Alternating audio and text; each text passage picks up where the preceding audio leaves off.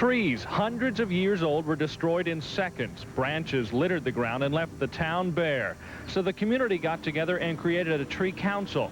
And through donations and state grants, they started planting dozens of trees. The council hopes to plant hundreds more. 10,000 volunteers from around the world came here to this village of some 1,000 people to help these folks put their lives back together. But some of those who were the most affected by the tornado of '96 were the children. In fact, Oakfield Middle School was completely destroyed. They're working on building a new middle school. You can see the construction going on behind us, but it'll still be some time before they're actually in that school. Robin Young touches on the children in Oakfield in this report. It's getting bigger, guys. It's a big one. Everything tends to look bigger to kids. Imagine then what this was like to a child, cowering in a basement. When it started to hit, my mom got a piece of glass right in her head, and blood was going all over. It sounded like really loud, and there was all sorts of clashing, and it felt like my ears were going to pop. We'd never forget it. For many of Oakfield's youngest citizens, the horror of that July day lives on in nightmares. It's been 1 year now, but the memories are still vivid.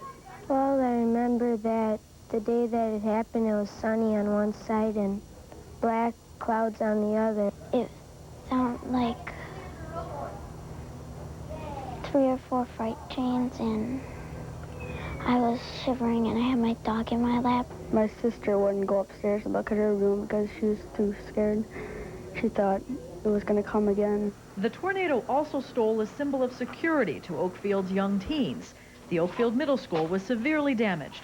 When middle schoolers returned to school, it was to these modular classrooms set up next to the high school. It was sad in a way because, you know, I mean, it was like I wanted to go back, you know, and reverse the clocks and stuff. We were really concerned, I think, about what that would do as far as performance in the classroom, what that would do as far as behavior goes.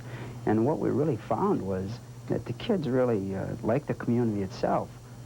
Understood that it was a tough situation, understood that it couldn't be helped, and in the end, it really surprised me in how well they pulled together and adjusted. The community pulled together too. Although it would mean a tax increase, the majority of voters approved a referendum to build a $4.5 million middle school, now under construction. So I think what happened with this is that a lot of people really felt that this is symbolic of a new beginning after the tornado went through. And for Oakfield's youngest citizens, the fear gave way to some deep lessons. When a disaster hits, then you really get closer to everybody, and you realize that even if they're not your friends, they still deserve not to get hurt and everything. Most residents stayed in Oakfield and rebuilt their homes, their lives, and their community. July 18th is a date that none of us will forget. However, those folks who lived through the Oakfield tornado say that it has made them stronger, has pulled them closer together, and has them working toward the future.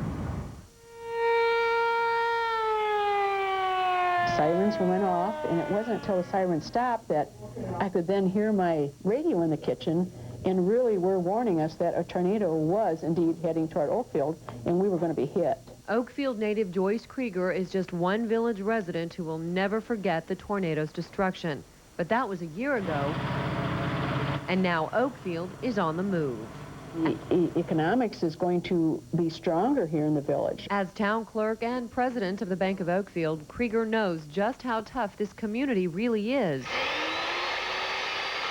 These newer homes have a higher value than the ones that were destroyed, and that increases the village's tax base. Many here were able to rebuild thanks to a low-interest loan offered to victims by this 96-year-old Oakfield institution.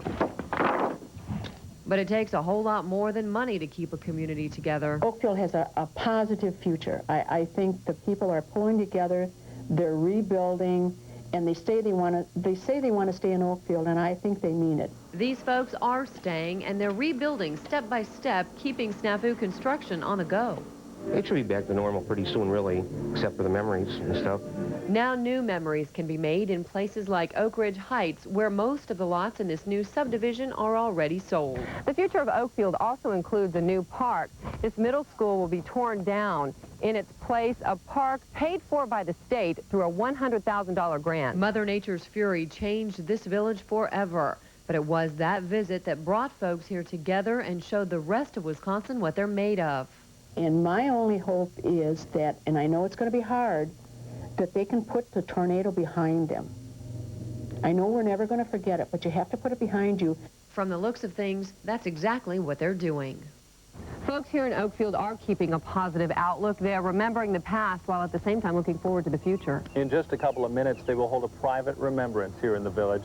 Then at 7:18, the bells of St. James will ring. That's the exact time the tornado hit. Then tomorrow at 12:30, the village will be having a parade. The whole weekend is called Twister 96 Reunion. It's a weekend of remembrance and Thanksgiving.